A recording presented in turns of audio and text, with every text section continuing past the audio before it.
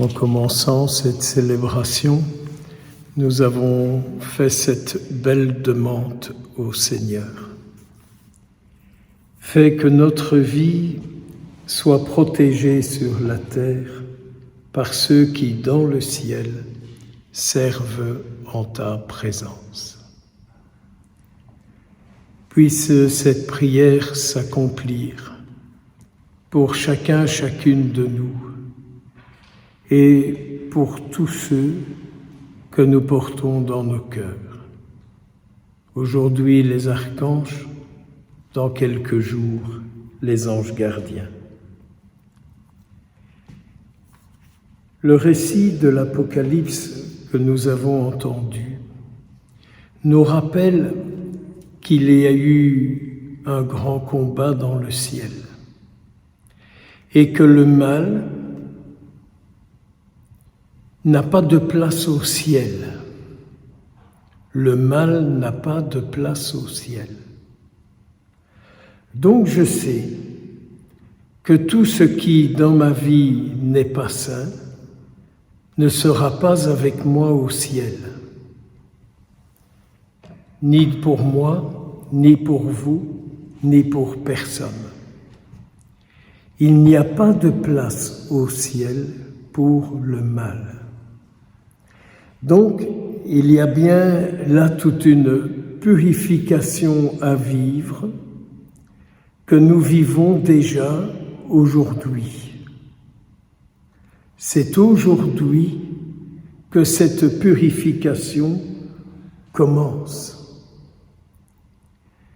Mais le récit de l'Apocalypse nous rapporte aussi que le dragon et ses anges ont été précipités sur la terre. Et que donc, s'ils ont été précipités sur la terre, ils y sont toujours. Peut-être qu'il serait bon, à vous de voir, mais peut-être qu'il serait bon de voir comment les disciples du dragon nous atteignent et font leur œuvre en nous, et qui sait, peut-être par nous. Nous pourrions aussi demander au Seigneur qu'il mette en lumière les esprits qui ne sont pas saints en nous et qui provoquent beaucoup de misère, beaucoup de dégâts, beaucoup de divisions, beaucoup de peine, et j'en passe et des meilleurs, vous savez ça comme moi.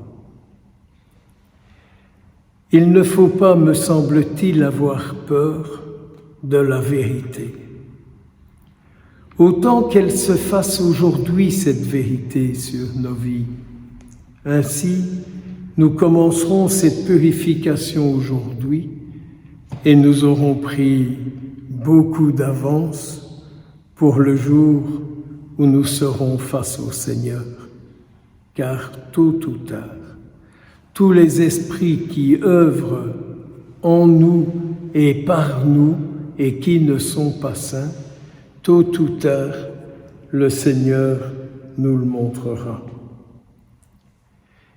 Quand je vous disais qu'il n'y avait pas à avoir peur des esprits qui en nous sont malsains,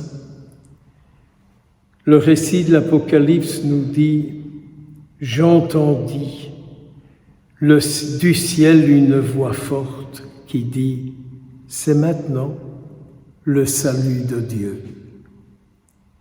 Eh bien, voilà une réponse certainement bien juste. C'est maintenant le salut de Dieu, mais comment se fait-il que nous ayons autant de mal à accueillir en nous le salut que Dieu nous donne? Ne serait-ce pas dû à un esprit qui nous empêche d'accueillir le salut que Dieu nous envoie? Quel est cet esprit? Mais quel est cet esprit qui nous empêche d'accueillir en nous le salut qui vient de Dieu.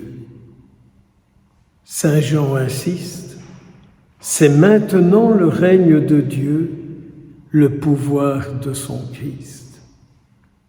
Le règne de Dieu en nous, le règne de Dieu par nous, le pouvoir du Christ pour nous, et combien d'autres choses encore que le ciel veut nous donner et nous offrir. L'Évangile va dans ce sens-là.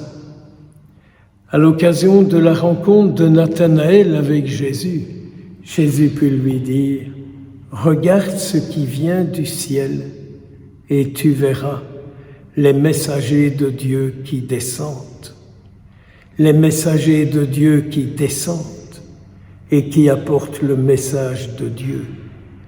Regarde bien, mais regarde bien, les messagers de Dieu sont là, ils descendent du ciel et en retournant au ciel, ils y portent les réponses qu'ils ont reçues de l'accueil qu'ils ont eu sur la terre. Oui, les messagers de Dieu, les anges qui font ces allers-retours, portent au ciel les réponses que la terre donne à Dieu.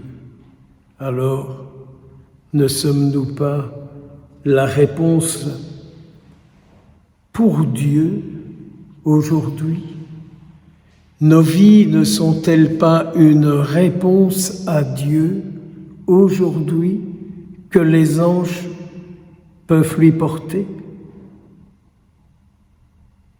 Seigneur, aujourd'hui, de ma vie, mon ange gardien, que va-t-il amener devant ta face?